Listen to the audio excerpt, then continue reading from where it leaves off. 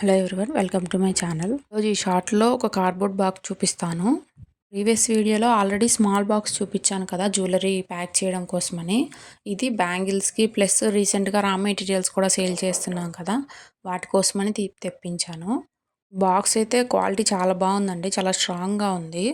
ఇది నాకైతే 6 rupees change పడింది ఒక బాక్స్ వచ్చి. నేను 80 పీసెస్ తెప్పించుకున్నాను.